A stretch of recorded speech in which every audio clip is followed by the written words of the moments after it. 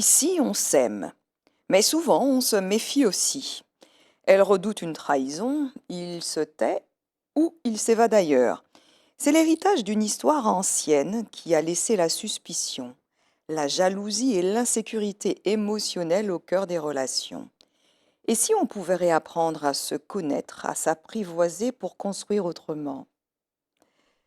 Bonjour, je suis Aline Populo, fondatrice de Bicom. Bienvenue dans l'envers du décor. Ici, sur ce plateau, on parle de ce que l'on vit, mais ce que l'on tait très souvent. Aujourd'hui, comme vous l'avez deviné, on va parler des relations. On va parler surtout de ces couples qui s'aiment, mais qui vivent sous la menace constante de la jalousie, de la suspicion et de l'insécurité émotionnelle. Parce que on va voir qu'il est quand même possible d'apprendre à se connaître, à s'apprivoiser et à construire une confiance durable à certaines conditions. Parce que il est nécessaire et fondamental de fournir aux enfants un autre amour, un autre modèle d'amour que celui qui se bâtit sur une suspicion constante et sur une jalousie larvée dans les relations de couple et dans les relations hommes-femmes.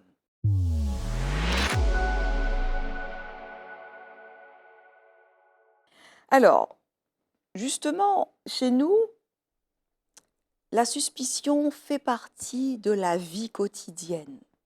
En fait, elle est en sous-jacence constante, pas seulement de nos relations amoureuses, mais de toutes nos relations interpersonnelles. On va soupçonner le voisin, par exemple, de regarder par la fenêtre, par exemple, quand on se déshabille ou quand on rentre. On va soupçonner le voisin d'entendre ce qu'on dit quand on parle trop fort, peut-être.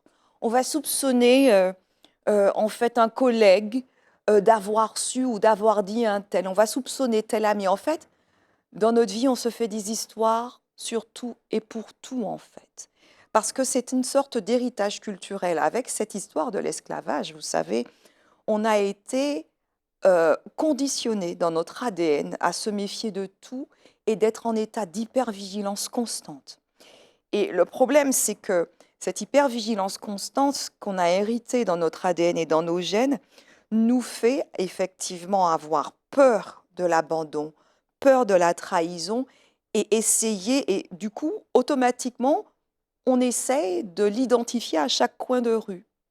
Et puis, cette hypervigilance, cette fuite en avant et cette peur de l'abandon constant, en fait, nous renferme dans une sorte de silence et de fuite émotionnelle. On ne parle pas de ce qui nous fait peur, on ne parle pas de ce que l'on redoute, on ne parle pas de nos pires cauchemars parce que des fois même on pense que on est fou, on est folle de se faire tout ça d'histoires et tout ça d'idées, mais en fait, cette façon de penser, cette façon de faire et cet état d'esprit nous empêchent d'avoir confiance en nous-mêmes, en l'avenir, en le monde. Bon, c'est vrai que vu l'état actuel du monde, c'est quand même un peu difficile de le faire confiance, mais ça nous empêche surtout de nous projeter. Et quand on est dans une famille, quand on a des enfants et qu'on a cette attitude inconsciente, c'est absolument impossible pour eux de se projeter avec confiance dans l'avenir et à commencer par leur identité. Alors, on a vu que effectivement, on tient tout cela de notre héritage culturel, de notre héritage social. C'est une construction sociale également, mais on tient cela aussi de l'histoire des relations hommes-femmes. Dans notre culture, dans la culture antillaise, eh bien, selon les modèles transmis, l'homme doit séduire et la femme, elle, doit se protéger même si elle succombe à la séduction de l'homme, parce qu'elle-même se fait séductrice. Vous voyez, c'est un petit peu l'histoire du chien qui se mord la queue. Et donc, du coup, on se retrouve avec des couples fragilisés qui vivent dans une peur constante de la trahison ou de l'abandon et ou du rejet même. Et en fait, quel besoin caché est-ce que ça révèle en vrai? Le besoin caché que ça révèle, c'est un besoin de sécurité émotionnelle et un besoin de sérénité. Imaginez, est-ce que ce ne serait pas bien d'être totalement en paix et d'appréhender avec confiance une relation de couple ou une relation amicale, quelle qu'elle soit, sans avoir une idée derrière la tête? et sans un oui mais qui pop-up dans la tête comme ça à chaque instant. Et c'est là maintenant qu'on va parler vrai et qu'on va commencer à se dire la vérité. C'est le nom de la rubrique. Et si on commençait à se dire la vérité?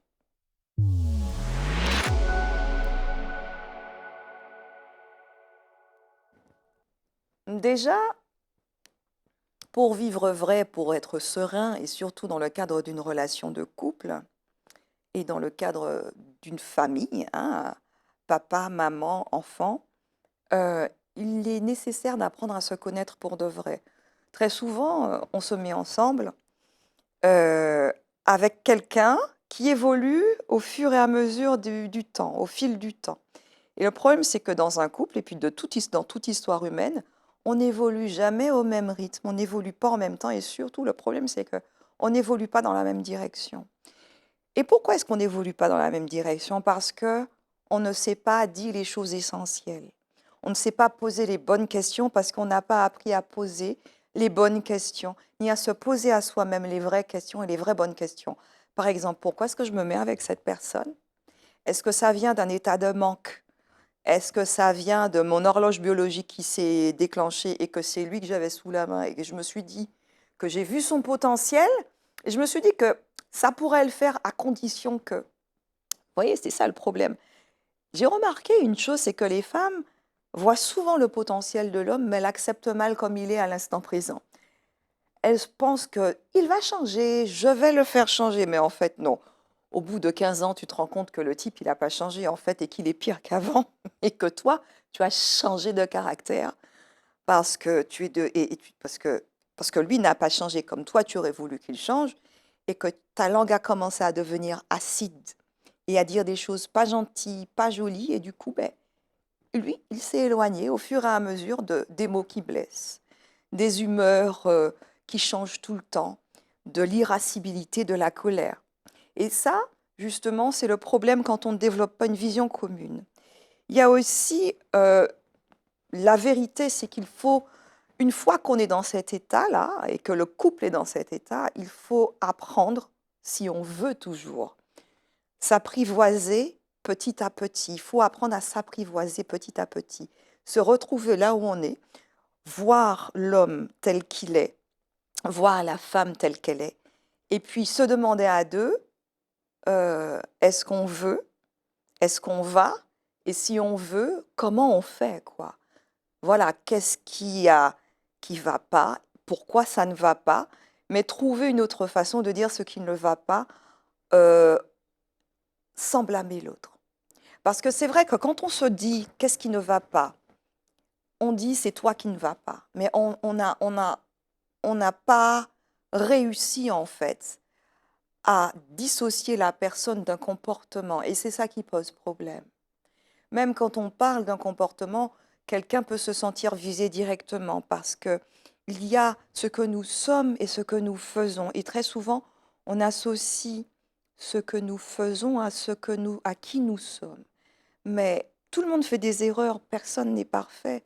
Et très souvent, on oublie qu'on a tous une marge de progression à condition de vouloir, à condition de se sentir encouragé et à condition qu'on voit dans les yeux de l'autre l'espoir et qui nous donne envie d'être meilleur, une meilleure personne. Et ça, c'est valable à la fois pour l'homme et à la fois pour la femme. Et puis, pour les relations qui sont encore jeunes, je dirais qu'il est fondamental, au-delà de il est l'âge de se marier, il est l'âge de faire des enfants, où j'ai envie, où je me sens désespérément seule, où j'ai envie d'une femme qui soit bien, bien, bien comme ça, etc.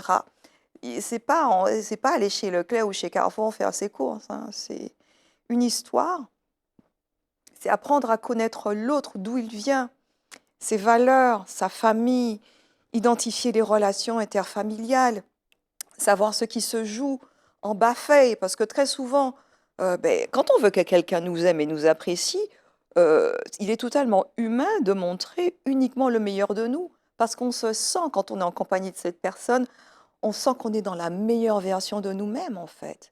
À part pour ceux qui ont des problèmes d'estime de soi, où c'est vrai que on a tendance, ces personnes-là auraient plutôt tendance à penser que cette personne est avec moi, je ne sais pas pourquoi, mais elle me fait un honneur d'être avec moi, par exemple. Et euh, voilà, il y a plusieurs cas de figure, mais ce que je veux dire par là, c'est qu'il est essentiel de savoir ce qui nous motive à vouloir être avec cette personne-là.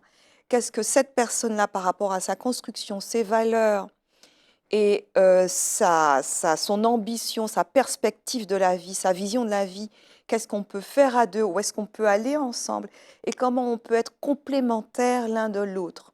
Mais ça, c'est sans conditionnalité.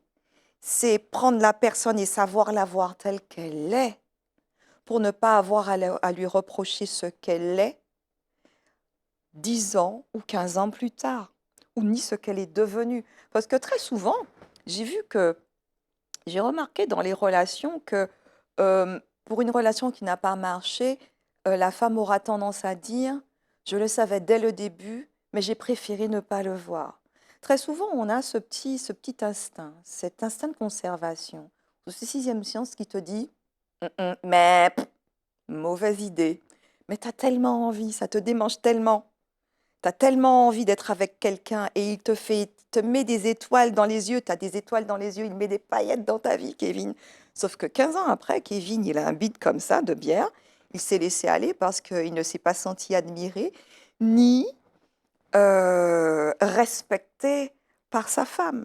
Bon, alors, ce que je dis là est plutôt cliché, c'est vrai. Ce n'est pas quelque chose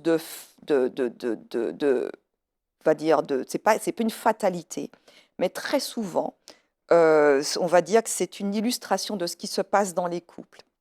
Voilà. Alors, moi, ce que je veux dire, c'est que il n'y a pas de fatalité. Il n'y a pas de fatalité, mais il faut être prêt à affronter la réalité. Parce que tant qu'on ne l'affronte pas, cette réalité, on ne peut pas la changer. Chacun a des torts partagés. Il faut savoir si on peut, si on veut ou pas. Parce que c'est vrai que l'adage dit qui veut peut. Si tu ne veux plus, à ce moment-là, il faut aussi assumer le fait de ne plus vouloir.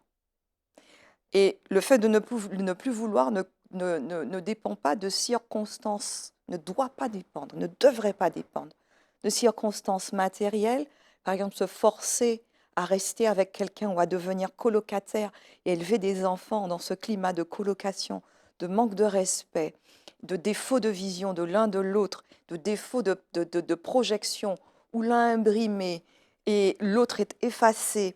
Voilà, il faut vraiment savoir ce que l'on veut être en tant que couple, si on veut déjà continuer à être un couple, et si on veut laisser le poids du passé, que ce soit la jalousie, parce que tout le monde faute d'une façon ou d'une autre.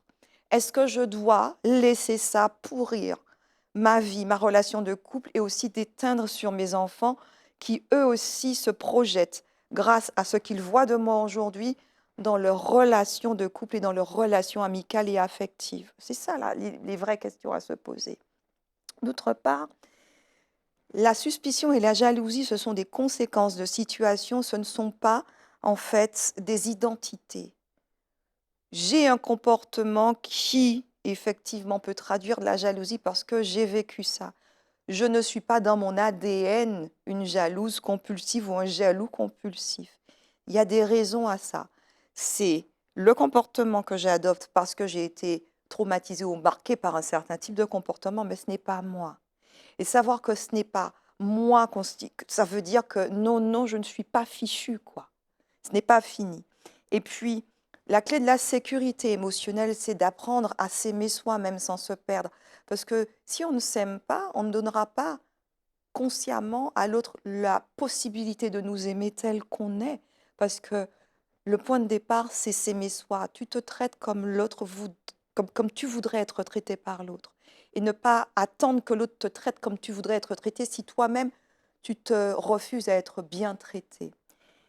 Et une dernière chose, c'est la transmission. Il est fondamental d'offrir à nos enfants un modèle de projection sécuritaire, émotionnelle, solide. Voilà.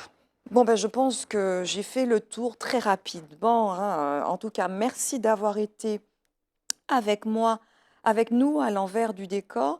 Et si ce que j'ai dit a résonné en vous, n'hésitez pas à aller explorer l'univers de Bicom pour gérer insécurité émotionnelle, gestion des émotions, mais aussi apprendre à se projeter autrement dans la vie et dans les rôles, dans les fonctions qu'on a choisi d'endosser dans cette vie.